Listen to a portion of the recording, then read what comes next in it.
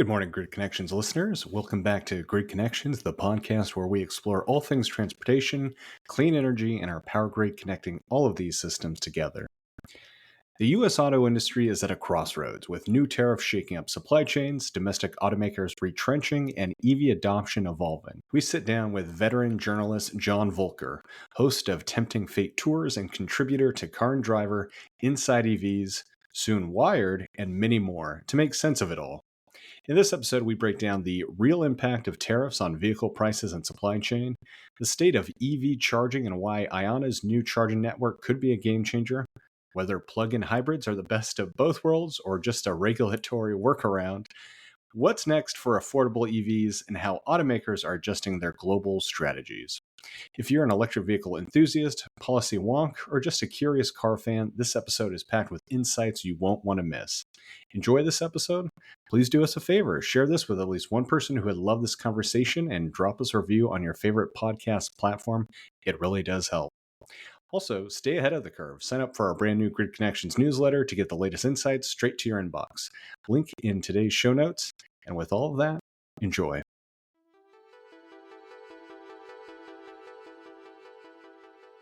All right, John, I know we've got a few different topics we want to cover today, but just even some short-term thoughts on where some of this stuff might be going.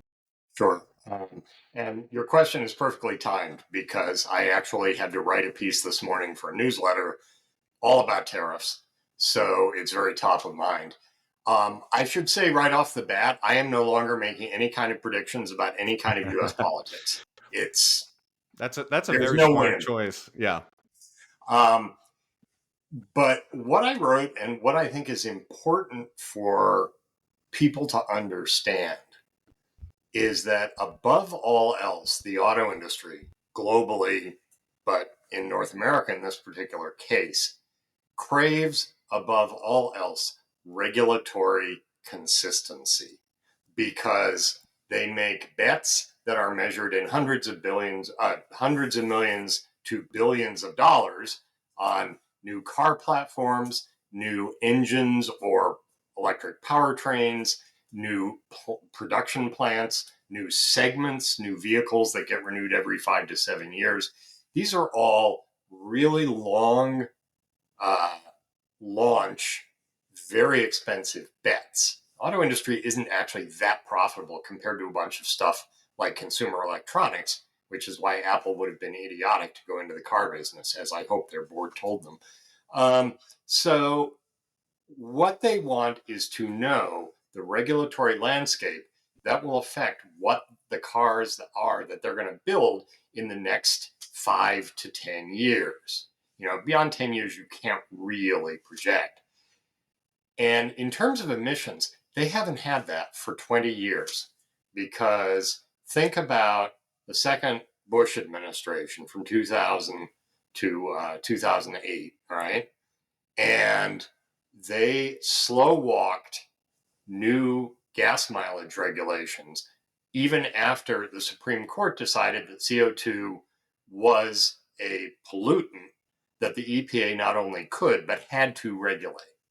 And so in October 2008, before that election, they had no idea what the regulations were affecting the fuel usage of the vehicles that they could start selling on January 2nd, 2011.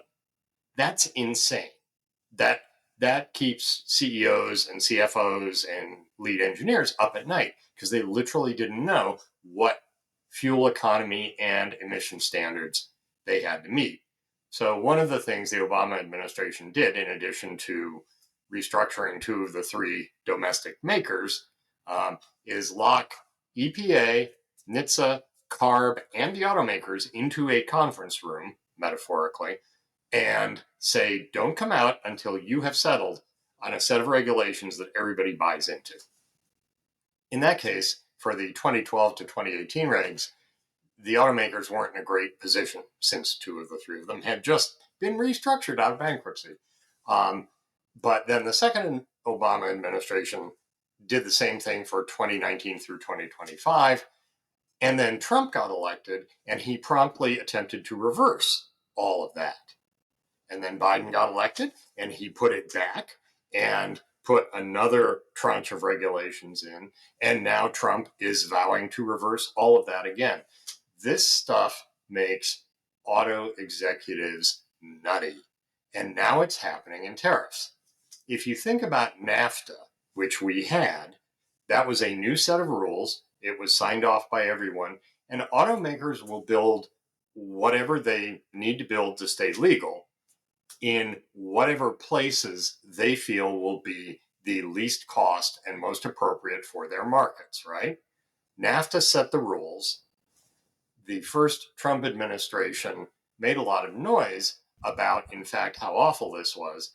But the USMCA trade agreement that emerged, which is essentially son of NAFTA, didn't change a massive amount of stuff, but it did alter the rules slightly. I think there were some domestic content requirements that went up. Yeah. The automakers, who pay their lobbyists really well, got some tweaks they wanted. In the end, it has happened. Everything moved along. Now, all of a sudden, here we come in with tariffs. Under both NAFTA and the USMCA, the Detroit 2.5, as I now call them, have moved production of some vehicles, especially the least expensive ones, to Mexico, and they still produce in Canada, which has been part of the North American production world for many decades. Yes, on the campaign trail, our current president said we're going to impose tariffs. Given the general consensus among pretty much every reputable economist that an overall tariff war is destructive to trade, increases costs, etc., cost to consumers, I don't know that anyone really believed that they were going to do it. But lo and behold, bang, the tariffs dropped 25% on Mexico, 25% on Canada. And the auto industry, I think, was deeply unhappy, would be the polite way to say this. But basically, the auto industry said, Would you say they were unhappy, or do you think they were genuinely surprised, or both? I haven't spoken to their C-suites of late, and so I can't really say. You know, there is an old saying that when an absolutist tells you what he is going to do, you should believe him. Right. And, possibly by about November 10th, they should have been making preparations for that. I don't know. But here we were with tariffs. The auto industry had stock. And this is not just cars, by the way. This is parts. There are immense amounts of parts. Yeah. Yeah. For those listening, we've got this great infographic. I'll try and attach in today's show notes, but essentially it's showing kind of the path and supply chain impacts of the domestic automotive industry, and just even making something as simple as kind of like a piston or rod in this case, about just how one simple part can bounce back and forth between the US, Canada, and Mexico a couple times. And combustion engines are now so sophisticated and to such high tolerances that not everybody can make a Conrod. And so automakers are going to focus their parts sourcing on the people who have the best and highest quality results. And shipping of parts, especially something small like a Conrod, isn't that expensive across borders compared to getting the highest quality from your finished engine. And I'm sure they have entire floors full of accountants who measure the cost of these, minimize cost, and trade it off against getting the highest quality parts. But the point really was to point out that tariffs don't just affect vehicles, they also affect a ton of parts that go into those vehicles. And there is a study out there by something called Anderson Consulting Group. And I should point out, I have had my disputes with that group over some of their EV cost studies. But they estimated that the tariffs as imposed, 25% on anything from Mexico, 25% on anything from Canada, could add up to $12,000 to vehicle cost on some vehicles imported from Mexico or Canada. The average vehicle price is about $48,000. It has stayed there for 3 years if you And sales rate it. I don't mean to interrupt you, but I think it's such a great call out to say that's vehicle combustion or electric, that it Yes. is around that $48,000 point, which is pretty wild. Yeah. And so you are looking at adding a quarter of that cost on top because the automakers are not going to pay that cost. They'll pay it, but it has to be passed on to the consumer, which is why tariffs are considered so incredibly inflationary. So that's basically the background on tariffs. One note that I hadn't known until recently was that there is a separate set of tariffs on steel and aluminum, and those stack on the automotive ones. So, in fact, if you're importing steel, that's 25% more expensive, and your car is too. So it's just as someone who's covered the auto industry for a while now, it's incredibly disruptive. And I don't necessarily think the auto industry is inherently averse to onshoring. I think we all learned, starting with COVID 5 years ago, that you need certain things. You need the ability to produce them in your own country, right? And there was a lot of focus on that in the last administration, including on batteries, uh, both cell production and some of the other stuff for electric cars. Mostly carrots, incentives, cost reductions, subsidies, not sticks, which is what tariffs are. So, industrial policy broadly and onshoring as a national security measure are reasonable policy goals. People may differ, but you can't do them in a month. And the auto industry, especially, if in fact it has to move production of a vehicle from Mexico to somewhere in the 50 states, can't do that in 6 weeks. We're talking, I would say, a minimum of 18 months up to 3 or 4 years, depending on the vehicle, whether they have a plant with capacity, whether they have skilled workers who can actually build the thing, et cetera, et cetera. So tariffs are generally considered inflationary, but the auto industry can and will respond to whatever regulations are imposed on it once their lobbyists get done doing what they do, which is fight against all regulations of any kind on any product, business process, or service. That's sort of wired into the DNA of the auto industry to fight all regulations forever. But when you finally end up with regulations, they will build to those regulations, but it takes a long time. And the way this has come down from the current administration is almost maximally disruptive if, in fact, the tariffs stay.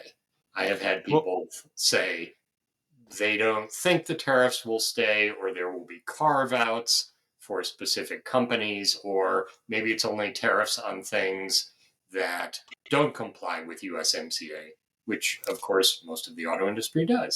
So And I'm I not and I going to mean predict, but it's also so hard to keep up with all this happening right now because I personally and professionally have been super busy the last month was kind of starting a new business and looking to buy a house, all this fun stuff. And what's really interesting is I believe, and you may know this better, especially if you just wrote about, weren't the tariffs, wasn't there a carve out for the tariffs for domestic automotive makers for a month pushed out yeah, or what? Okay. So do you yeah. know what off the top of your head what the new like cutoff date is for the automotive industry for those tariffs? I want to say it's, I think it's like early April. yeah, I was going to say like the first 10, 12, 14 days of Yeah. April. Okay. Because I think it was March 12th when they were originally going to come in, which is 2 days from now. Yeah. Again, you know, the current president historically has said many things, and like Mr. Musk, some of them are true when he says them, some of them are provably false when he says them, and a lot of them may be true at some point in the future, but are not true at the time he says them. They are aspirations. So we'll see where it all ends up. For sure. And I think we'll leave it at that because as I agree with Yeah, you.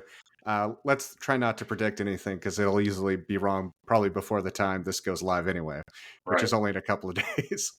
But I think one thing I do want to kind of take a step back. I mean, and first, yeah, thank you. Kind of that great context of the where we've kind of gone to with tariffs and how this plays into North America specifically. Mm. I think what's really interesting too is, and that is a, yeah, and you also kind of bring up the counterpoint is like, yes, there will be increased prices. The hope is that this will onshore more jobs, and that should in some ways counter things out, yada yada yada. We won't get into that. We'll see what happens. It's kind of where we landed in the end. But what I think is really interesting is, as you even said, the Detroit 2.5. Obviously, all of these automakers don't just build in North America; they build globally. Mhm. And one of the things that kind of stood out to me is when you were talking about, especially with the history of it and kind of the Bush era with the MPGs and how that's kind of evolved under Obama, and then kind of keeps going back and forth over the last couple of administrations. I've heard from a lot of people kind of saying more and more that's like, yeah, we do have to follow these rules, but even the fact is we're global companies. And so there's some stuff we can kind of do for the North American market that makes sense for the short term. But given all the designs and everything we have to build anyway, it's becoming more and more we have to meet global standards. And so while there is maybe the jobs component for some of this, like where they're built, as far as like making more fuel efficient vehicles or making electric vehicles, they have to kind of build these global car programs anyway, that they're kind of like, well, we're just going to keep building these. Some of them may not come to the US immediately or take a longer time. I mean, how do you look at that, or what do you think of that as far as the larger global impact? And obviously Europe and China kind of being further along in some regards for electric vehicle adoption and rollout of product, that I personally am starting to think more and more like, I'm just not convinced with these, because of the needs globally, that the changes back and forth between administrations, like we kind of see, really have that large of an impact. There is definitely some sourcing and material stuff on the back end for sure that needs to be figured out, that these can have an impact. But as far as the actual products that are being delivered to customers or being available to customers domestically, do you think that even with like rolling back of some of this stuff around the actual, whether it be MPG or whatever metric you want to use for the efficiency to measure these new vehicles, do you think just inherently we're just going to see more electric vehicles and even plug-in hybrids domestically? I think there's no question we will see more electric vehicles. Plug-in hybrids are their own topic, which we can Yeah. cover in a minute. Um, but the question is really the pace of the change. The And, U.S. and that's a great point. I guess that's what I'm trying to allude to. Is like, at this point, does it really matter between administration versus when these companies have to build globally for the most part anyway? Well, but remember, I think the important context here is that increasingly the Detroit 2.5 have migrated away from building vehicles that are saleable globally because by far their most profitable vehicles, which are full size pickup trucks, the Ford F Series being That's a the good best point. selling vehicle line in America for Yeah. 40 years or whatever it is, those vehicles have gotten so big they are unsellable in most of the rest of the Right. world. And so when your most profitable product is really only restricted to North America and a handful of other small markets, the Mid East, fine, but you in essence have walked away from the rest of the world. GM sold it to European operations. They're Yeah. going back selectively now No, with and all. GM especially, you're right. But and GM's sales in China have more than halved in the last 5 years. Yeah. Ford still has a European presence, mostly building cars that they no longer sell here. Right. And, and I think the crossover is the Mustang and the Mach E. And Ford was never anywhere in China. And Stellantis is the one that has the largest operations outside North America because it Right. essentially mashed a European maker into an Italo-American maker. Um, but again, Stellantis makes its money off Jeeps and Ram pickup trucks, and the rest of it is essentially irrelevant. And they don't sell Ram pickup trucks outside North America. And the Jeeps that they sell have some crossover to what's sold in the States, but not entirely. Yeah. You ain't seeing a bunch of Grand Wagoneers in Europe. So, I would have sworn I saw a dually last time I was in the UK. Maybe I was. you can, I mean, I'm sure they joking. I'm sell joking. Yeah. some. Yeah. Yeah. I was sort of startled. I It's saw probably a Mack 3 truck. separate Ram 1500s in the Netherlands. But, they're incredibly unpleasant to drive, and you are making a point by driving those vehicles. They're also incredibly expensive to drive. So, especially in those countries that tax by weight, by fuel consumption, and the rest. So, there is the globalization thing. I think GM is probably furthest forward in that they have designed their Ultium platform to be a global platform. They have Chinese versions of it, even as their sales in China plummet. They intended to have a full lineup of Ultium vehicles in China. They are now going up market there, more Cadillacs. I've always maintained the Celestiq, the $300,000 Cadillac sedan, is way more about China than it is about the US. And Ford's electric vehicle strategy is a little less clear. They have 2 vehicles in Europe that are actually built on Volkswagen EV underpinnings. They rethought their North American EV program because Farley said, we're not going to sell any EVs that we can't be net profitable on within 12 months, which meant that their 3-row battery electric SUV got killed. And so Ford's in a quiet period right now. I'm going to be very curious to see what they are bringing out. The one thing they talked about in 2027 is a battery electric midsize pickup, and that should be, or a small pickup, and that should be interesting. Well, that's kind of evolved too, because originally it was going to be like the next generation, like F-150 Lightning. Like it was supposed to be a pretty big step forward, and now, as far as I understand, they've kind of like, well, it will be a step forward, but it's not going to be of that same size. Yeah, it's big trucks, and the things people in North America do with big trucks are a tough problem for battery electrics. There is more low-hanging fruit, and to its credit, the whole Ford Pro thing, where they are working on upping the revenue they get from fleet services because they have a bigger footprint in fleet than anyone else, includes electric vehicles. I was surprised to see, I went and researched a story on electric aircraft, and the entire airport has Mach-E's as support vehicles. There's some E-Transit vans, and there's some F-150 Lightnings, and a bunch of other electric stuff too, because the fleet buyers understand total cost of ownership, and EVs win in a lot of circumstances. But back to the globalization thing, it's easier to globalize an EV because you don't have to test it for emissions, right? If we're talking battery electric vehicle. But in most of the rest of the world, which is to say Europe and South America, the vehicles that are EVs here, which is what we call compact crossovers, which are the size of a mid-size crossover 20 years ago, are at the top end of the market, and there simply are not yet $20,000 or $25,000 EVs. So, and South America, frankly, is the least likely market to electrify big anytime soon, just because it's a much less expensive market in general. And China is in the process of saying to the foreigners, you serve your purpose, go home now. No, I think you actually have some really good, interesting points to kind of what I was saying too, because I feel like, I guess maybe I should preface, I think like you go back 18 months, that was kind of the thought, was like, especially Stellantis was kind of positioning like, well, we'll have the global products will be like the Stellantis small car, the Stellantis medium car, and the Stellantis large vehicle. And then within each market, it'll be kind of rebadged and yada, yada, yada, which pretty much to some extent all automakers are doing. But the fact with like North America, especially, you are just seeing this kind of taking a step back and retrenching in what makes them money, which right now with how a lot of automakers are doing, the fact that they have any brands that are making money is where they really need to be focusing.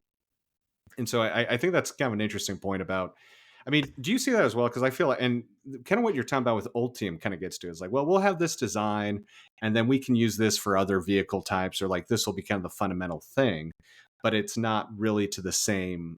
I just feel like that has kind of taken a step back with some of the product announcements we've seen with from automakers of Yeah, I having think such universal, less badge engineering and much more um, market specific vehicles. yeah.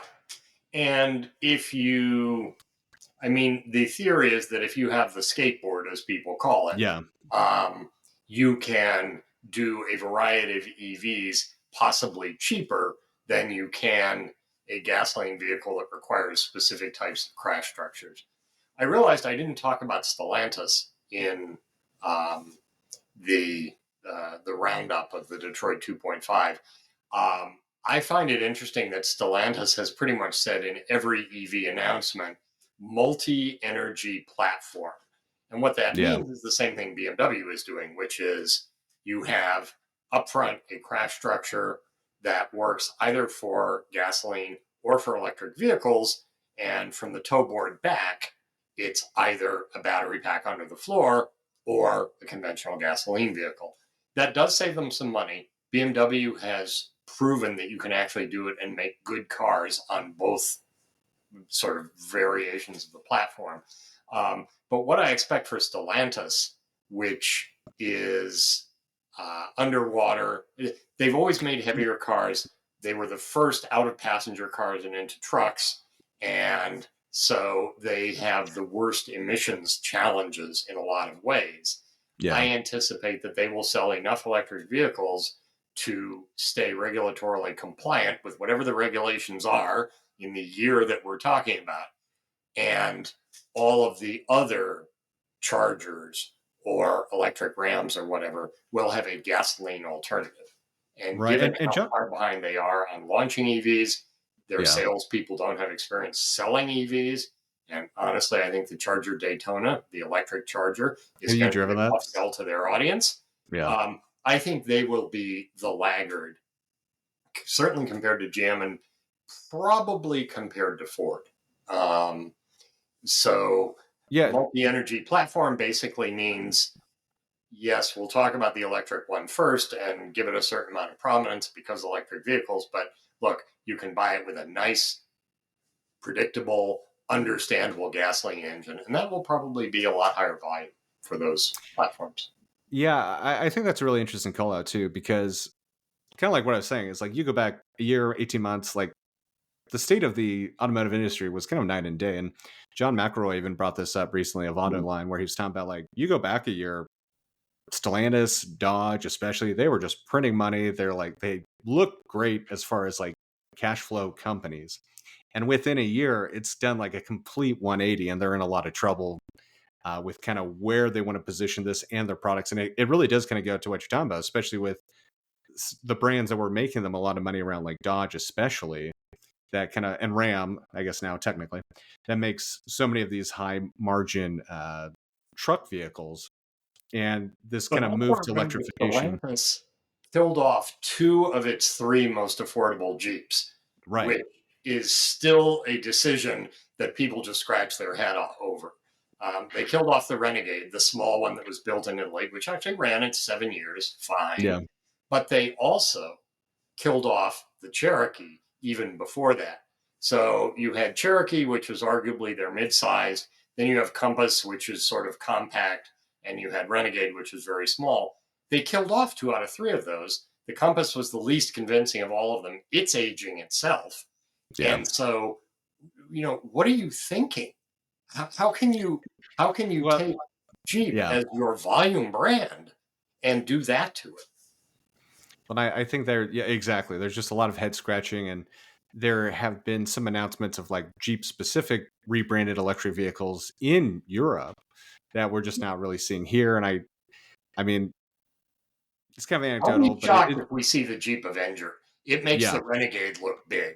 It is right, right, right. The rear seat is unusable by North American standards, and I'm just not convinced that they can put enough battery in to get under EPA test cycles the 200 and something mile Right. range that any buyer of an electric vehicle in America is going to demand. But that leads into the thing that I think could change the mix a little bit, which is, when are we going to see truly affordable electric cars? There is still a price premium on the average electric car. Yeah. When will we see a $30,000, or even more importantly, a $25,000 EV? If any maker could do it, it was thought to be Tesla. But Mr. Musk said a year ago now they're walking away from the $25,000 Tesla. They will They reduce. claim they're doing a lower price one later this year. I'll just to be counterpoint, just to say that's what they're claiming. Yeah. I don't know. We haven't heard anything about it, but Well, I'll let you I keep going. have heard a rumor, as astounding as it may seem, that the lower priced Tesla is a cybercab with a steering wheel and controls. Um, Now, if it comes in at $19,900, a $19,900 Tesla would be a very interesting prospect. We probably should do a short sidebar on the brand problem at this moment. But I don't know if they can get it down that deep. And more than Right. that, two-seater cars have always been 1% of the US market and never more. So there's a whole gang of people who are just going to say, wait, it's only got two seats? No. And that's that. What well, okay, no, I think that's a great call out, and I've kind of wondered about that too, but what do you think, this is something I've kind of talked about with other people, like what they think this ideal $25,000 car electric vehicle should look like. Mhm. And it's like, okay, they start listing all these things it should have, and it's like, yeah, that's a $45,000 car. So what is there something that you could realistically see being a well-selling $25,000 car that maybe isn't a two seat? Like, what boxes does it have to check but still be possible or affordable at that $25,000 point? Because I've talked to a lot of people like, well, it should be this, this, and this. I was like, yeah, that's a $45,000 car, gas or electric. I would say it's probably something like the old Chevy Bolt EV, which, remember, at the end of its life, um, had, let me get this right, 258 miles of range, was it? 259, something like that. Rated range, which meant 200-ish in real world usage, especially if it's Yeah. cold. But it was a four-door hatchback. It was tall enough where you could arguably kind of sort of sell it as an SUV. Mm. Its one drawback in my market is that it didn't have all-wheel drive, which it was Yeah. clearly designed for. Yeah. But this is where I point out that GM has said they are bringing back the Bolt EV. They're going to take that vehicle, put Ultium batteries into it, which are not 2017 batteries, they're 2024 batteries. And unless they reposition it, which I can't imagine they're going to do, it will be the bottom of their EV range. You already have a version of the Equinox EV that stickers at, I think, 35 ish. Maybe a little And bit lower. Yeah. so if they can bring the stripped version of what I'm calling the Boltium, heard it here first. Yeah. Um, if they can bring that in at something like 28 or 29, even though it'll transact at 34 or something like that, Right. that could be a direction toward that inexpensive EV. Um, and in my market, people will still pay $3,000 to add all-wheel drive Yeah. because snow. But I also expect Hyundai and Kia to continue offering stuff on the low end. People talk a lot about the Hyundai Ioniq 5, the Kia EV6, but remember, they each have an electric vehicle with over 200 miles of range below that. They just don't offer all-wheel drive or 800 Right. volt charging. So I think possibly the Boltium, certainly future entrants from Hyundai and Kia. Unclear if we will see anything from a Chinese company, which theoretically would have to be built here with US developed software, etc. But I think if there is volume in those lower cost EVs, that really changes the game, because people will look at something with a sticker price under 40 because that's still cheaper than the average. And Yeah. if the sticker price is under 30 and it's a compelling vehicle, then I think that will expand the horizon. Yeah, I'm kind of curious on this because I think there's truth to that. I'm not 100% convinced in the moment that charging is solved for that scale. Because once you get to that level, like home charging, if you have an EV, great, simple. I'm sure they'll still sell well, but I am still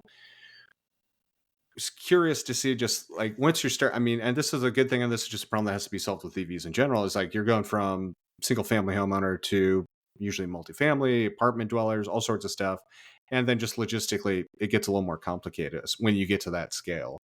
And I think that that price point of EV is probably going to face those challenges more. And I want to talk about that with you. But I think before we get into that, this is where people usually step in and say, well, this is why you get a plug-in hybrid. This is why you can kind of get around and then you don't have to deal with the charging issue as much. So I know your stance on it, but I guess for anyone who's listening who isn't familiar, I think we'd love to hear your thoughts in it. And then I want to share an anecdote with you that I think will reinforce how you feel about it. So I have now published two separate articles, one on plug-in hybrids in general and one on range-extended EV trucks, that essentially make the point that until automakers are willing to release the data that they have or should have on the plugging in behavior of their plug-in hybrid buyers, I do not believe that most plug-in hybrids are plugged in to any meaningful degree. Now, when I say this, the shrieking from EV advocates is high volume because, well, why would you buy a plug-in hybrid if you never want to plug it in? And I plug my plug-in hybrid in all the time. I only buy gas once a month. Yes, I know. Pat. That said, especially Jeep, which goes back and forth with Toyota for the dubious title of highest volume plug-in hybrid sold in the US, Jeep absolutely refuses to release any data on plug-in hybrid behavior. They have in past said several mutually contradictory things, which I laid out in the article, executives who are no longer there. But Toyota actually has all the data. They refused to release it because they said, we're worried it might be misinterpreted. Now, I can think of how to interpret that statement, right? I just don't believe that the majority of plug-in hybrid buyers plug them in regularly to do what the intention was, which is to let you run daily predictable miles, 40 miles or less, on electricity. But if you want to drive to Cleveland or San Francisco, then use the gas engine. And I'll sort of close on this because I can lecture at great length on it. I have come to view plug-in hybrids as an auto engineer's response to a set of demands by a regulator that no customer has ever walked into a car dealership and asked for. Hi, I want a low-range electric vehicle with a backup. It's really hard to explain how plug-in hybrids work. Think of all the time it took just to explain hybrids. No, you don't have to plug it in. It's like a regular car, but the gerbils under the hood drink less. Okay? That took a while. And now hybrids are just like, okay, they're regular cars, but they get better gas mileage. Electric cars, people sort of fundamentally get. It's like your phone. You run on battery and you have to recharge the battery regularly. Plug-in hybrids are really hard to explain. What's your anecdote? I'm curious. Well, there's a few things. First, it is really funny because I completely agree with you. And it is funny talking to my more, I'll just leave it at conservative friends who are the traditional big truck driving guys. And the concept of an EVREV, they're like, that makes sense to me. So I don't know if that's actually going to be the case in sales, but or like talk versus action.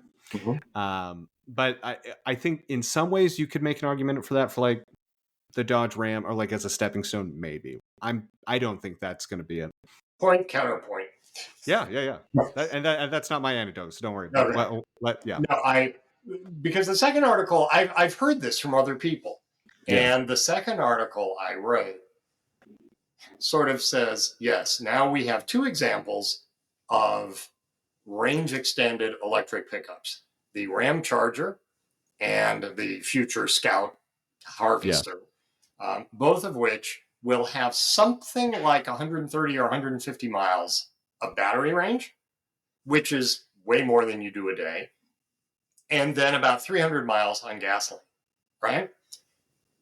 Why would you bother to plug it in? It works just like your old truck. You go to the gas station, you fill it up once a week, you get 300 miles. You don't have to worry about that plug stuff.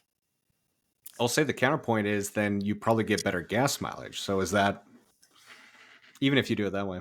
Possible benefit, TBD. Yeah. I mean, Chrysler is using a 3.6 liter V6, specially tuned for series hybrid use. The rumor is that Scout is going to use a 2 liter Volkswagen 4, specially tuned, although they haven't said anything at all about what the Harvester powertrain is. So again, I am absolutely willing to believe that plug-in hybrids are a net positive for EVs and lower emissions. Show me the data, because I don't believe that until I see the data. And it's pretty rare, but I have seen, like, there have been occasions like where I'm going to a hotel in my EV and I see someone charging their plug-in hybrid on it, because it's most likely because it's free. And as an EV driver, that does drive me nuts. I'll be the first to say it, even though 80% of the time I don't need it anyway. But it's just like, okay, really? It seems like a bit of a cop out. But, and I, once again, think most of the time they just like doing it because it's closer to the actual like entrance of a lot of these hotels when they do that. Whole different thing. Here is my anecdote, though, for you about 2 plug-in hybrid drivers that plug in all the time. One has a new Mercedes, whatever I can never remember which is which, but kind of the mid-size SUV, and then mother-in-law has the Volvo XC90 plug-in hybrid. Both of them had partners who had electric vehicles first, and then when they went to go buy a vehicle, they got one, and now they can charge it at home. And I think that is purely the only reason that actually works and makes sense, because if you buy a plug-in hybrid, the logic when you're kind of the sales process, like, okay, I guess I can charge it, but there isn't like the forcing function that an electric vehicle has when you buy it to make sure you have actual charging figured out at your house. To give you the experience and the hardware, where plugging in is not so foreign. Right. They've already done it because they've driven their partner's vehicle here and there. Yeah. And so they, not only that, but then they have the actual infrastructure they need to do that at home. So they'll do it to do most of their around town driving on electric. And then they go on a longer road trip. They have the gas thing that they feel more comfortable with and need. But that is a very rare exception. And that to me kind of reinforces your point. It's like that only works if someone has that hardware at home already and that infrastructure to be able to charge. Majority of the time, I don't think plug-in hybrid drivers are going to do that. And once again, it's so interesting that the plug-in hybrid was not the first electrified vehicle in the family home. It was actually the second after the electric vehicle. Those are arguably the most informed of car drivers, and probably the best target for plug-in hybrid purchases. The anecdote I tend to use is Jeep, when they had a compliance problem, made a big deal out of the plug-in hybrid Wrangler, and they sold a bunch of them. An auto writer happened to live next door to a young woman who was thrilled to be able to get her first new car, the Wrangler that she wanted. And he went and talked to her about it, and she said, yeah, I got a way better deal on a higher trim level than I expected. She didn't call it a trim level, but and it turned out to be the 4xe, which at various points has had extremely affordable lease terms and is a better set of features and some standard options than its counterpart without the plug. And he said, wow, that's great. Where are you going to plug it in? And she said, what do you mean? It has USB ports, but all my cords work. And he's like, no, you can plug in your car. It has a battery. And she said, no, it's a hybrid. And she had no idea. Exactly. So, because the salesman never bothered to tell her. Right. Anyway, I said, I'm thinking about plug-in hybrids. I know, but I think it really reinforces your point, though. It's like, unless the consumer is incredibly informed about charging at home and electric vehicles, the Yeah. likelihood of that actually happening is just so low. Yeah. Maybe over time, more of them will be plugged in. I only have one photo of a Ford C-Max Energy. Remember the C-Max That's a Energy? throwback. Yeah. With I duct kind of tape don't all want over the to. charging Yeah. port. Yeah. But anyway, so But what else I is on think, the list? well, I think maybe, and fair enough. I mean, both the reason my mother and my mother-in-law didn't necessarily want to get a full-on electric vehicle is they just didn't want to deal with charging infrastructure. Right. And I think maybe that's maybe where we should go next. Yeah. Both of their partners had Teslas, so they pretty much had experience and dealt with and had driven them on their own trips. So they kind of knew what the baseline for about as easy of a charging experience can be. But I know, like, since they bought theirs, there's been some pretty big advances. And I do think I've just used Electrify America again on a recent trip, and it was a much better experience. The first one I plugged into didn't work, but I moved and then it all worked. So there's that caveat. But overall, it does seem like the third-party ones are improving. And I know you recently kind of went to Ionna, which is the big one, but I would love to kind of get your thoughts on not just them, but where you see the EV charging, public fast charging, especially realm currently. Yeah.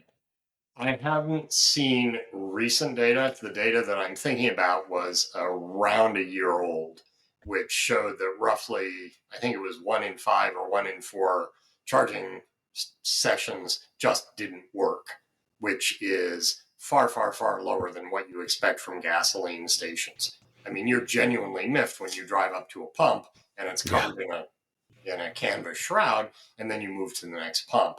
You only find out that your charging station doesn't work after you've plugged in, right? Or most of the A cases. lot of the time, yeah. Yeah. So, charging station reliability over the last few years, especially in the DC fast charging, has not been what we would expect it to be. My impression, anecdotally, not based on data thus far, is that things are, as you said, improving. I haven't had a bad experience at an Electrify America station for probably a year now, certainly 9 months. And I have a lengthy history of whining loudly about all of the bad experiences I've had at EA. But more than that, I think we may be entering a new phase of charging infrastructure in the US because it's long been the model, or the first 10 years, even for Tesla, was find places where you can get the high voltage power, have enough parking spaces, make charging stations, put them in places where people travel. And Teslas are bigger than anyone else's. I think I heard Harris Ranch has 128 charging stations or some crazy number. Yeah. I've charged there. It is, yeah. We're It's a still charging looking at mecca. sort of 4 to 12 for most other Yeah. networks. Yeah. But, you know, And that also is a one-off. Most of them are now like 12 to 16, but still, there's a yeah. decent delta. Well, and then there's China, Yeah. which is even more astounding, but they can make things happen quicker. But I think the problem with charging stations is their profitability is solely dependent on utilization. And, Yeah. it's a chicken and egg thing.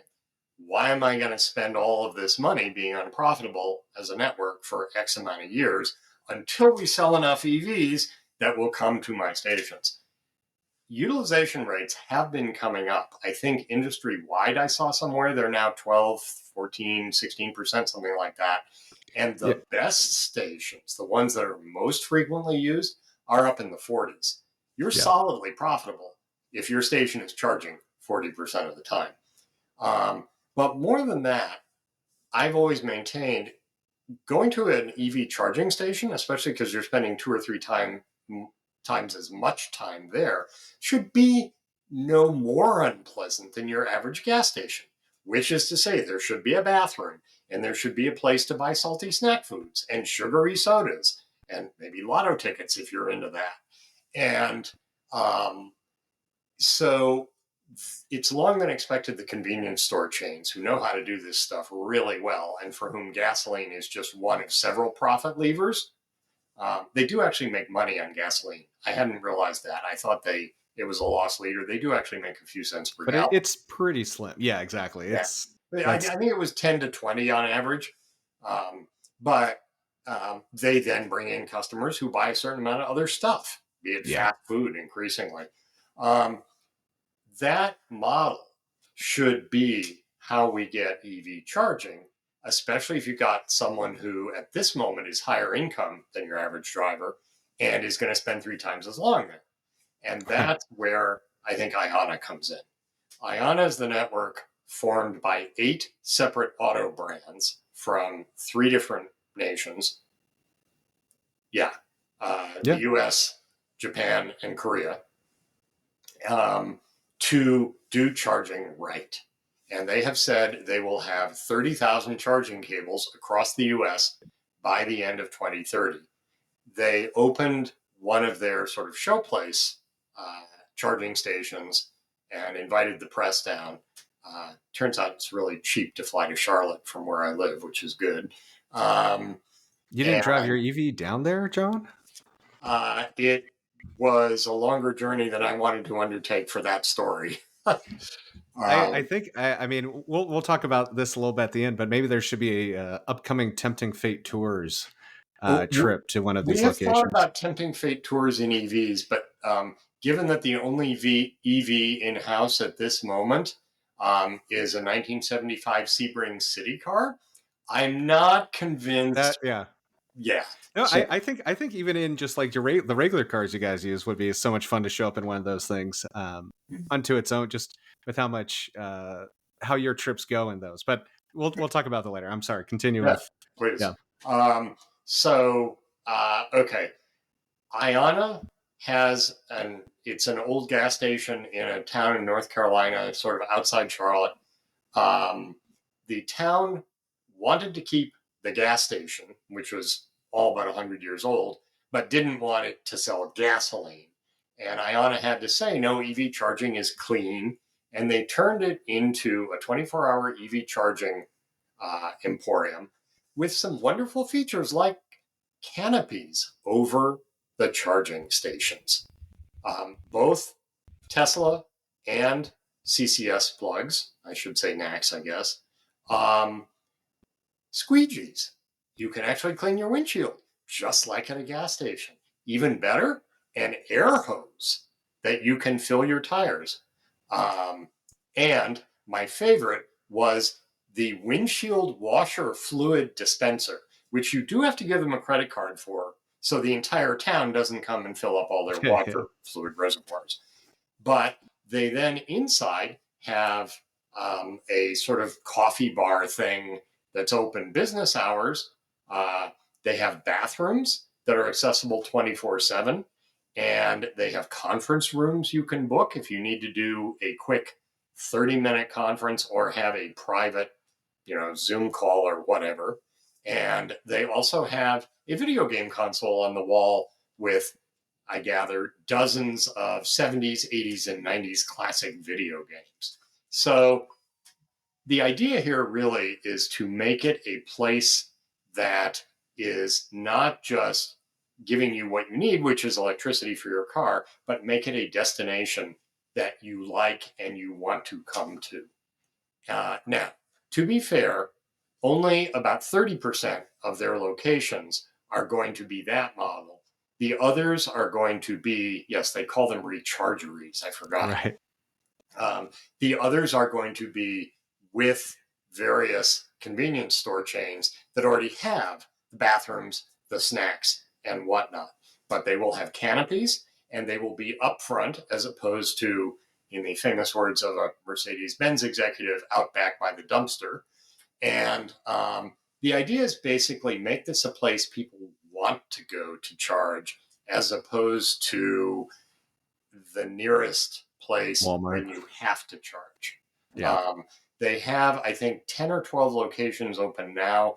Their goal is to have, by the end of 2025, 100 locations open with 1,000 cables. And this first one that I went to visit had, I believe, I can't remember if it was 8 with capacity for 12 or 12 with capacity for 16. There aren't any in my part of the country yet. The Northeast can be a little bit challenging in terms of bureaucracy, but there will be.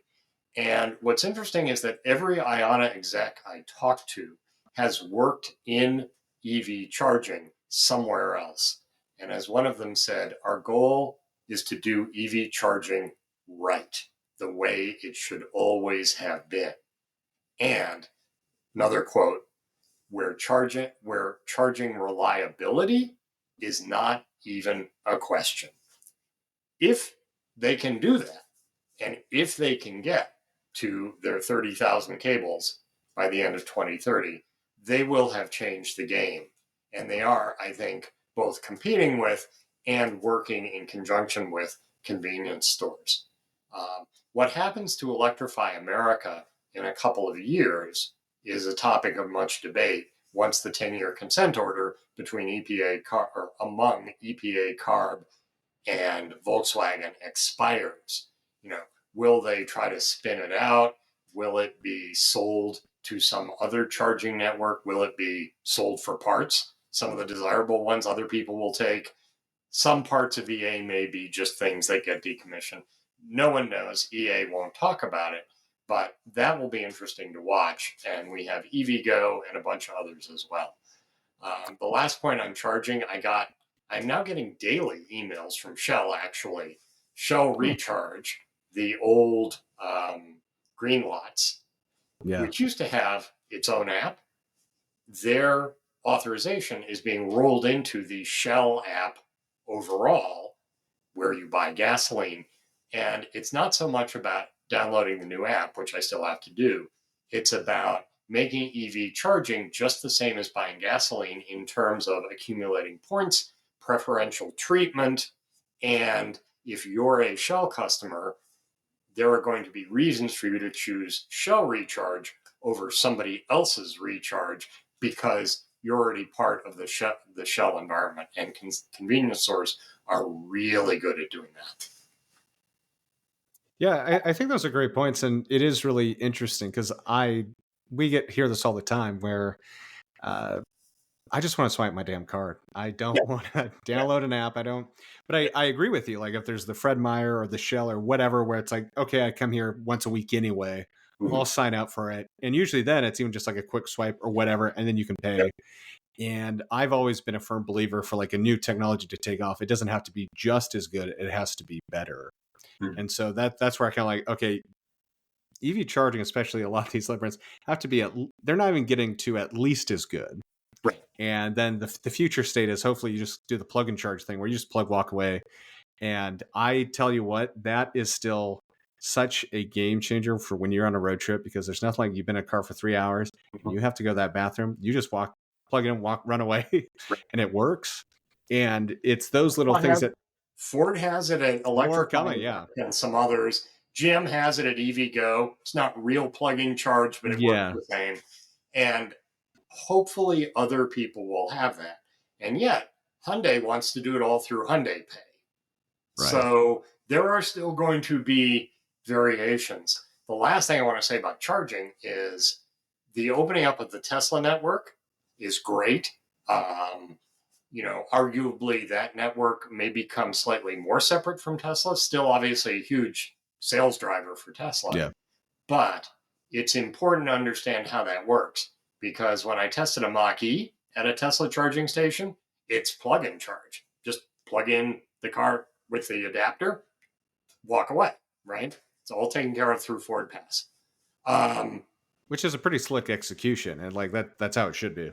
I may have had to say yes on the Ford Pass. There may have been one tap. There is like an initial setup. I'll give it that. Like if they can do it and they keep it simple enough, done. Other vehicles that were further down the list, because I think Tesla realized, every car maker does this differently.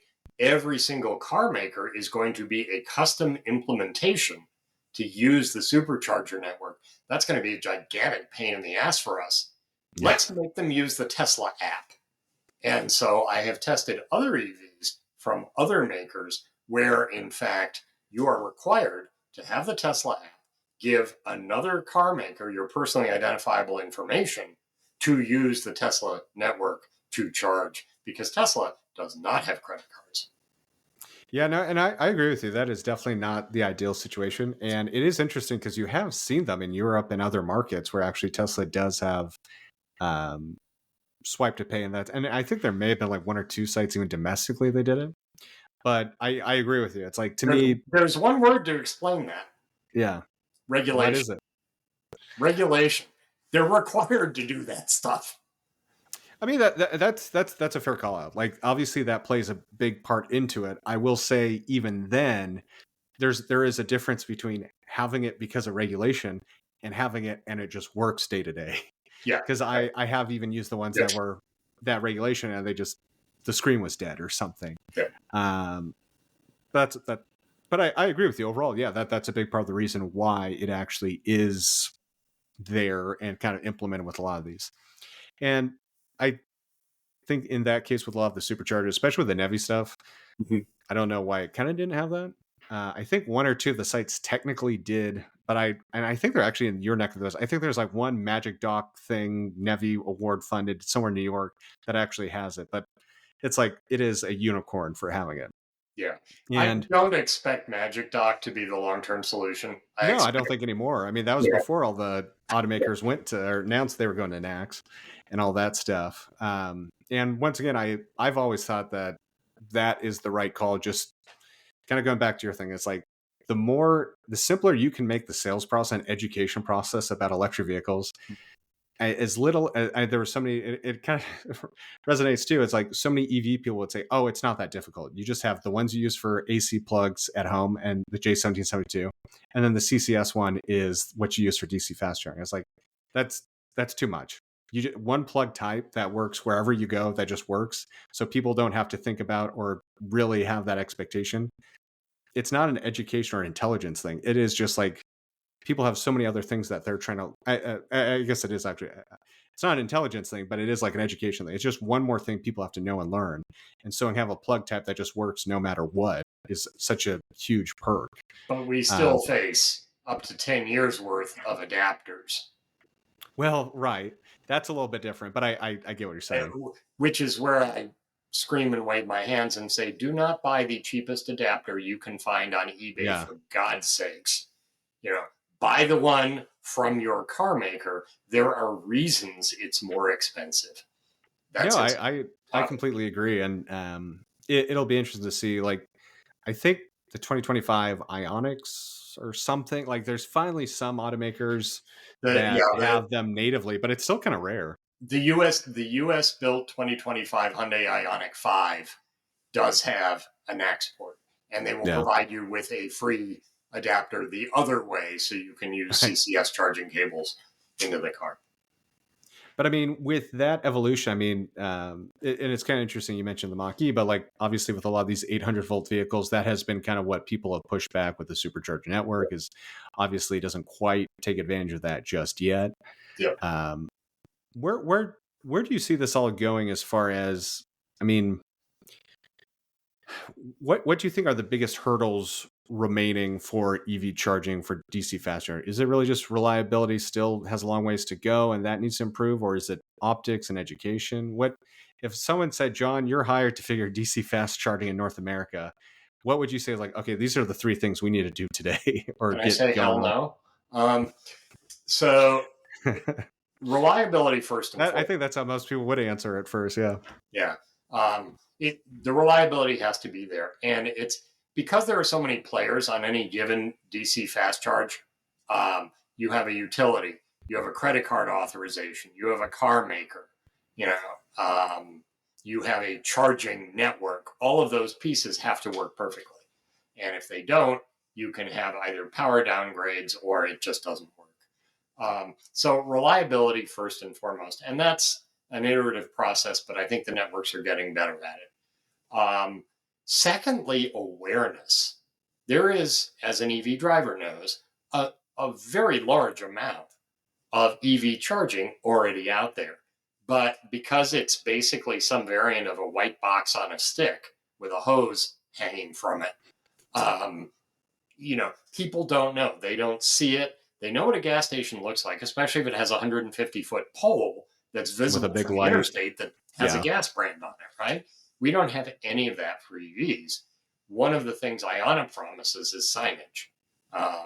And, it's an added challenge. Electrify America did at one point say, look, we are renting parking lot space and installing high voltage electrical equipment from Walmart, getting permission from Walmart's landlord And just to the branding. install a structure that's Yeah. visible with signage and lighting is a whole separate thing.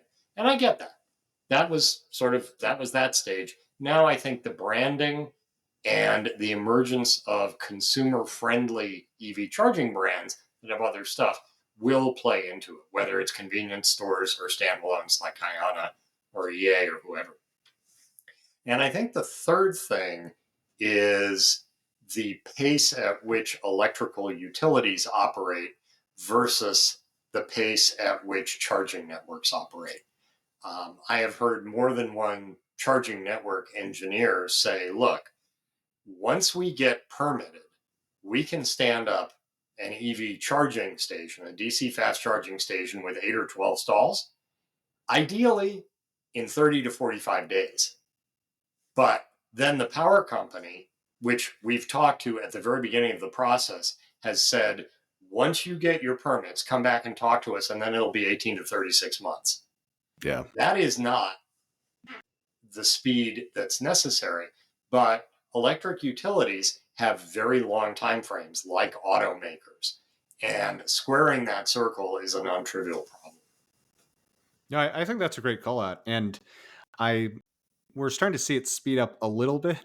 But honestly, it's funny to me that I think there was a lot of great intentions, and I'm always a big believer that the path to hell is paved with good intentions with NEVI and that kind of stuff around like what it could do and what it was trying to get more chargers out there. But I really think from a regulatory standpoint, that's what's needed is like just essentially speeding up a permit or creating some sort of process that like, okay, if these 3 boxes are checked, that puts it into kind of like a faster it's approval not even process. necessarily the permitting part.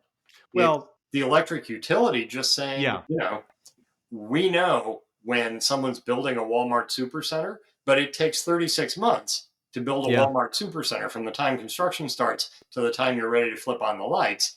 That's what now you're all of a sudden saying you got your permits and you want that same volume of electricity in 45 days. No, that's a fair call. I'm saying I say permitting, but you're right, permitting, but specifically kind of approval process or some sort of buy-in with these utilities. Yeah. But it is kind of interesting. I think talking about this, and you brought it up with Electrify America. I mean, Walmart now, we've talked about them, is actually getting into charging, and they're looking to do it pretty aggressively. And I'm curious to see how that plays out because Walmart knows cost reduction and logistics like nobody else. Yeah, I mean, they have a formula for building their locations. And so adding some chargers to it seems like a pretty clear value add. And I know I'm hoping we can get a couple of the people on because I know them that work there who have been in the space for a while. So they're pretty serious about making it happen. And that is where I'm kind of curious about how many of these EA locations that expire in the next few years that are at Walmart's, if they will be approved or not, or it's like, thanks for doing all the hard work. We'll take it from here. As far as being replaced with, and you're still right with for listeners, I don't know how much they know about Walmart, but it seems like a very simple brand, but Walmart is one of those companies that take brand very seriously. And so having a big kind of traditional looking kind of a gas station looking thing that you would see on a highway in their parking lot does not really fly. Now, if it was Walmart branded and it's a Walmart charger, I could see that happening easily. But one that's Electrify America that's competing with any of the Walmart brand stuff is always going to be an uphill battle. But John, I've really appreciated this conversation. I know, I mean, with everything we've discussed, there's so much more we could talk about. We didn't even get into really Chinese EVs or software and how that plays into all of this. So we're gonna have to save that for another podcast. I know you got stuff to do today, but before we go, I do want you to kind of just talk a little bit about Tempting Fate Tours, and we'll wrap up with that, and we'll have to have you get on soon. But let's make sure we hit that before we take all of your time today. So for those who are still with us, Tempting Fate Tours. Find us on YouTube, find us on Instagram, find us on Facebook. Is my weird little side hustle with a bunch of similar crazy No, cars. no, no, no, no. It's not weird. It's entertaining. Well, thank you. Maybe I'll give you quirky. I'll give you quirky at Quirky. All times. right. I'll talk No, about no. It's quirky. weird. Weird sounds too negative. No, it's very entertaining. It's great. But Oh, I'm in sorry. my Continue. household, weird is never negative, but hey. Yeah, So fair. the goal basically is to do road trips in usually much older cars, frequently British, often unreliable. Those two often go together, and sort of document the results.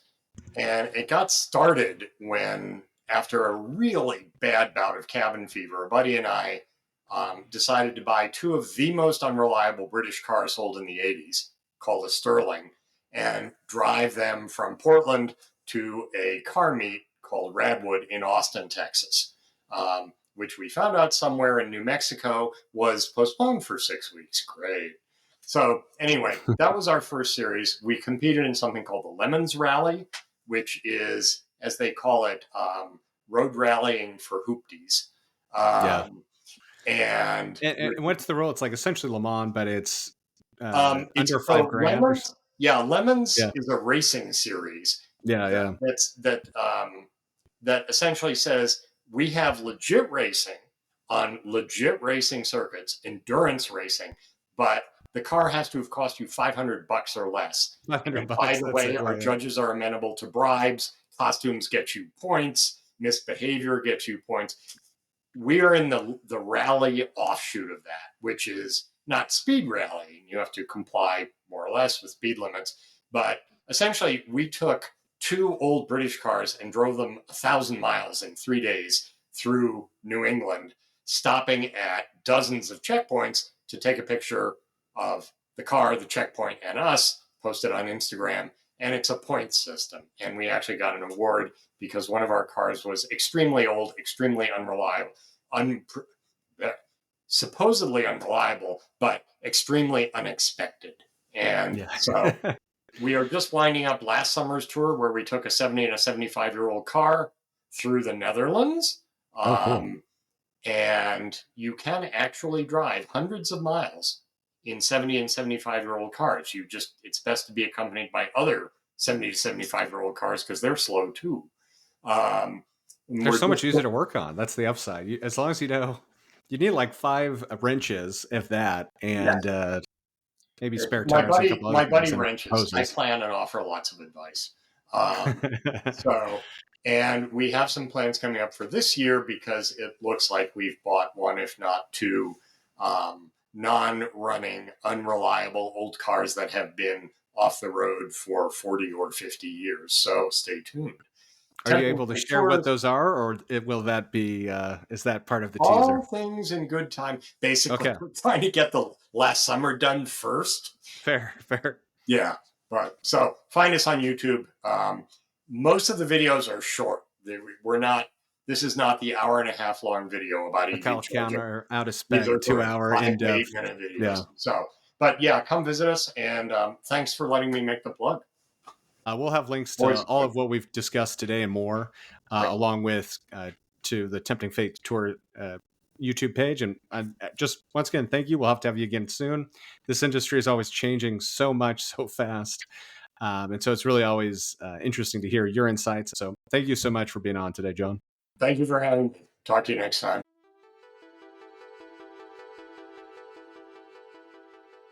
That's a wrap on this episode of Grid Connections. A huge thanks to John Voelcker for joining us and sharing his deep insights into the shifting landscape of electric vehicles, tariffs, and the future of electric vehicle charging. From the impact of tariffs on vehicle prices to the evolution of EV infrastructure and even the ongoing debate around plug-in hybrids, there's no shortage of big changes happening in the auto industry. One thing's for sure, this space moves fast, and we'll be here to keep you ahead of the curve. But please do us a favor, help spread the word. Share this episode with at least one friend, colleague, or fellow car enthusiast who would enjoy this discussion too. Plus, leave us a quick review on your favorite podcast app. It really helps more people discover the show. And want even more insights? Sign up for our new newsletter to get the latest trends, expert interviews, and behind the scenes updates. You can find the link to this and many more along with our newsletter in today's show notes. Thanks for tuning in, and until next time, this is the Grid Connections podcast signing off.